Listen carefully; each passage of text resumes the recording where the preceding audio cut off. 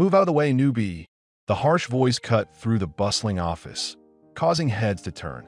Amelia staggered back as a tall, broad-shouldered man shoved past her, nearly making her drop the coffee cup she had just picked up from the break room.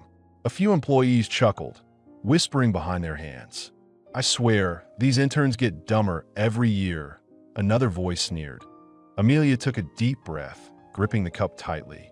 Her heart pounded, but she kept her expression neutral. This wasn't just any first day. This was her test, her experiment. She had entered this company undercover, dressed in simple business casual attire, her long hair tied back in a low ponytail, wearing thick glasses that disguised her face just enough. No one suspected that she was Amelia Kensington, the new CEO of Kensington Enterprises. She had inherited the company from her late father, a self-made billionaire who built his empire from nothing. But instead of taking over from the top, Amelia wanted to see the real culture of her company. She needed to know what kind of people worked here, how they treated newcomers, and what really went on behind the glossy corporate facade. Unfortunately, it didn't take long to see the ugly truth.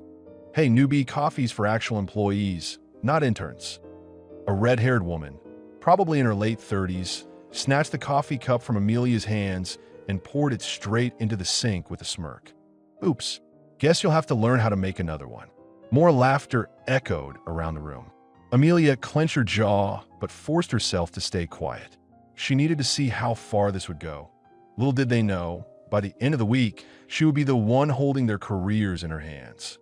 Amelia exhaled slowly, suppressing the rising anger inside her. This was exactly why she had come in undercover, to see the cracks hidden beneath the polished corporate surface. If this was how new employees were treated, how deep did the toxicity run? She turned to the red-haired woman who had just dumped her coffee. "Lisa," Amelia, noted from a name tag, clipped her blouse. "I'm sorry," Amelia said, keeping her voice steady. "I didn't realize there were rules about who could use the coffee machine." Lisa rolled her eyes. "You're sorry," she mocked. "Listen, sweetheart, if you want to survive here, you need to toughen up. This isn't some daycare. You do what you're told, and maybe, just maybe, we won't eat you alive." The group of employees snickered again. Amelia took in their faces, memorizing them. The tall man who shoved her earlier, Mark, according to his nameplate, leaned against a cubicle, arms crossed, smirking like he was enjoying a personal show. "Hey, Lisa, I bet she won't last a week." Mark chuckled. "Oh, I give her 3 days," Lisa replied with a smirk. Amelia felt her stomach churn, but not from nervousness, from disappointment. These were supposed to be professionals, people responsible for making Kensington Enterprises a thriving company. If they treated her like this, how many others had they bullied into silence or resignation? "Excuse me, is there a problem here?" A male voice interrupted the laughter, and everyone turned. A sharply dressed man with salt and pepper hair and piercing blue eyes approached, David Carter. The company CEO. Lisa's smirk vanished instantly, and Mark straightened his posture. The entire energy in the room shifted. "No problem at all, Mr. Carter," Lisa said quickly, flashing a fake smile. "Just showing the newbie the ropes." David's gaze flicked to Amelia, his expression unreadable. "What's your name?" "Amelia," she said, keeping it simple. David's sharp eyes studied her for a moment, then moved back to Lisa and Mark. "I don't like office drama. Keep it professional." His tone was cold and final. "Now get back to work." Lisa and Mark mumbled agreements before scurrying off, but Amelia caught the way Lisa shot her a glare before leaving. David looked at her again. "You're in marketing, correct?" "Yes," Amelia nodded. "Welcome to Kensington Enterprises. If you need anything, my office is down the hall." With that, he walked away, leaving Amelia with a mix of relief and curiosity. David Carter had been with the company for years. He was competent, sharp, and known for his no-nonsense leadership. But Amelia had to wonder, did he know how toxic his employees were? Or was he turning a blind eye? She intended to find out. Amelia settled into her temporary desk in the marketing department, her mind still replaying the incident at the coffee station. The tension in the office was palpable. Everyone operated in cliques, and new employees were treated like unwelcome intruders. Yes, she logged into her computer, she noticed a group chat open on the shared work platform. A message from Lisa popped up. Left speech bubble, new girl's a total pushover. Can't wait to see her crack. Another message followed from Mark. Left speech bubble, she looks weak. Probably another intern who'll quit in a week. Amelia clenched her jaw. They weren't just openly hostile. They enjoyed tormenting newcomers. And worse, they didn't even try to hide it. Amelia, right? She turned to see a soft-spoken woman with glasses standing nearby. I'm Rachel. I started a month ago. Nice to meet you, Rachel. Amelia said, noting the nervous way the woman looked around before lowering her voice. I saw what happened earlier. Just a warning. Lisa and Mark make it their mission to push out new hires. If they see someone as weak, they turn them into a target. How do they get away with it? Amelia asked, though she had a sinking suspicion of the answer. Rachel sighed. They've been here forever. Lisa is best friends with one of the senior managers, so complaints go nowhere. And Mark? Well, he's just a jerk who likes to feel powerful. Amelia filed that information away. If leadership was protecting bullies, it meant this problem started from the top. Thanks for the warning, Rachel. Rachel hesitated. Be careful, Amelia. I've seen good people leave because of them, and something tells me you're not like the others. Amelia smiled slightly. You have no idea. Just then, Lisa strutted past, dropping a folder on Amelia's desk with unnecessary force. These reports need formatting before lunch. Hope you know how to do basic tasks, she sneered before sauntering away. Amelia stared at the folder, then at Lisa's retreating figure. Lisa had no idea who she was messing with. By midday, the tension in the office had only grown worse. Lisa and Mark weren't just making snide remarks anymore. They were actively setting Amelia up to fail. Lisa had dumped a pile of last-minute reports on Amelia's desk, smirking as she whispered to Mark, "Let's see how she handles this." Mark, meanwhile, had accidentally spilled coffee near Amelia's chair, forcing her to clean it up while he chuckled with some of the other employees. Oops, guess you should watch where you're sitting, newbie. Amelia took a deep breath, forcing herself to stay calm. She had seen toxic workplaces before, but the way these two operated with impunity was beyond infuriating. As the clock ticked toward noon, Lisa suddenly appeared at her desk again. The marketing presentation for the department heads is in 10 minutes, she said, crossing her arms. Amelia blinked. What presentation? Lisa finit surprise.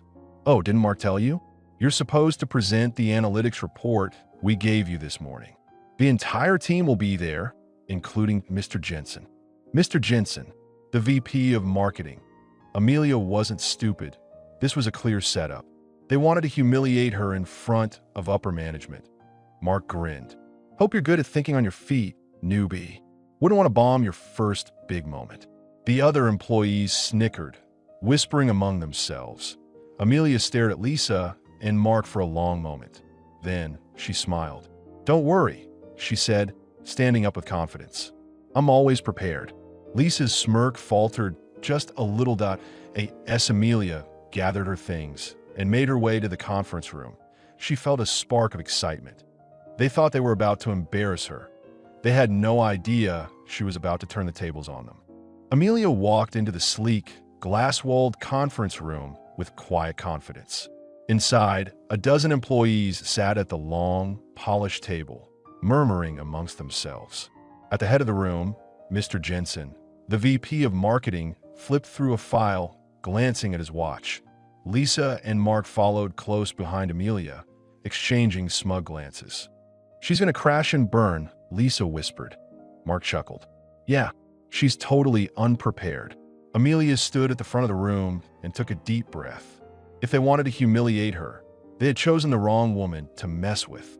All right, Miss Bennett, Mr. Jensen said, looking up. I wasn't expecting a presentation from a new hire today, but I'm curious. Let's hear what you've got. Lisa smirked, crossing her arms. Mark leaned back in his chair, a satisfied look on his face. Amelia turned to the screen behind her and clicked the remote. Immediately, a PowerPoint presentation popped up, displaying a beautifully organized analysis of the company's latest marketing campaigns. There was a pause that Lisa's smile wavered. Mark straightened in his chair. Amelia turned to face the room, her voice clear and steady. Over the past quarter, our digital marketing engagement has dropped by 12%, with social media interactions seeing the steepest decline. She clicked again, and the next slide appeared. Data charts, comparisons, and a strategic breakdown. The room fell silent. This analysis, Amelia continued, reveals that our current ad placements are not optimized for our target audience. Our competitor, SynTech, has capitalized on this gap, leading to a 20% increase in their conversions while ours continue to decline. Mr. Jensen leaned forward, clearly interested. "Where did you get this data?" he asked. Amelia smiled. "From the company's internal reports, the ones that weren't properly compiled for executive review." Lisa went pale. Mark shifted uncomfortably. Furthermore, Amelia continued, clicking to another slide, "If we continue down this path, we're looking at an estimated revenue drop of 8% next quarter." But she paused and clicked again. "Here's what we can do to change that." A detailed plan appeared on the screen. Mr.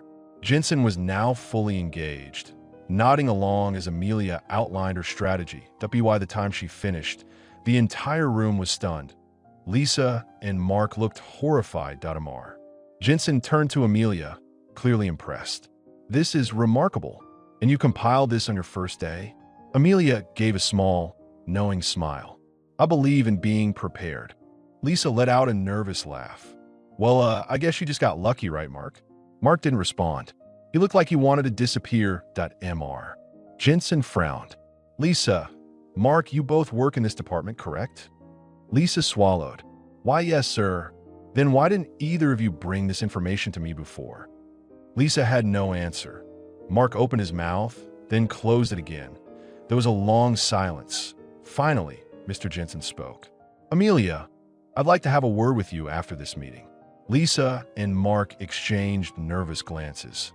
Amelia simply nodded. The trap they had set for her had completely backfired, and they had no idea that the biggest revelation was yet to come. As the meeting wrapped up, Lisa and Mark practically sprinted out of the room, their faces flushed with embarrassment. Mr. Jensen, still visibly impressed, motioned for Amelia to stay behind. "Amelia, that was some of the most insightful analysis I've seen in months. Where did you learn to break down data like that?" Amelia gave a small smile. "I've been in business for quite a while. I like to keep an eye on industry trends." Mr. Jensen chuckled. "Well, we could use more people like you around here. Tell me, which department did HR assign you to?" Amelia hesitated for a moment before answering. "Actually, I think it's time I introduce myself properly." Mr. Jensen raised an eyebrow as Amelia walked over to the head of the table, the very seat reserved for the company's CEO.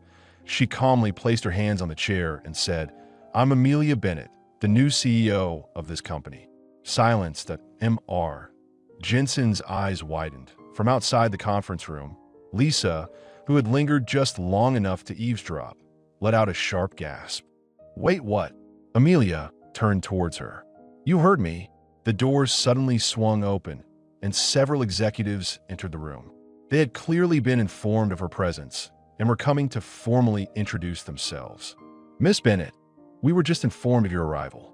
We apologize for not greeting you properly," one of them said, shaking her hand. Lisa looked like she was about to faint. Mark, who had followed her back, was as white as a sheet. Amelia glanced at them and let a smirk tug at the corner of her lips. "Lisa, Mark," she said, her voice calm but firm, "would you mind stepping inside for a moment?" They hesitated, but under the weight of her gaze, they shuffled back into the room. Lisa's bravado was gone. "Miss Bennett, I had no idea that I was your boss." Amelia finished for her. "No, you didn't. And that's exactly why I went undercover." Mark stammered. We didn't mean any harm. It was just a misunderstanding." Amelia tilted her head. "A misunderstanding? That's an interesting way to describe the way you treated me on my first day." Lisa clasped her hands together nervously. "It was just a joke. A little office humor. Right, Mark?" Mark nodded quickly. Yeah. We were just testing the new girl. That's all." Amelia leaned back in the chair. "Testing me?" Her voice carried an edge of amusement. "I see. So, does that mean you test every new employee by belittling them, mocking them, and trying to sabotage their work. Lisa and Mark had no response. Mr. Jensen cleared his throat, his arms crossed. I'd like to hear their answer to that too. Lisa's face turned red. Miss Bennett, please, we didn't know. If we had known, we would have treated you with the utmost respect.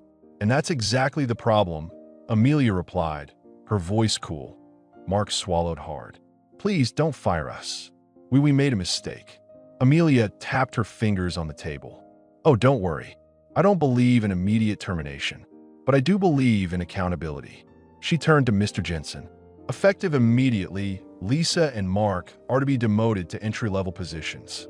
They'll spend the next 3 months under close supervision. If they show real change, we could discuss further steps. If not, she shrugged. They can find work elsewhere. Lisa's jaw dropped. Entry-level? She shrieked. You can't do that. Amelia raised an eyebrow. Actually, I can. I'm the CEO, remember? Mark looked down at the floor in defeat. He knew there was no arguing against this. Mr. Jensen smirked. Sounds fair to me. As the two disgraced employees left the room in silence, Amelia turned back to the executives. Now, let's get to work. We have a company to run. As Lisa and Mark slinked out of the conference room, Amelia straightened her posture, her sharp eyes scanning the room. The executives, still recovering from the unexpected turn of events, waited for her to speak.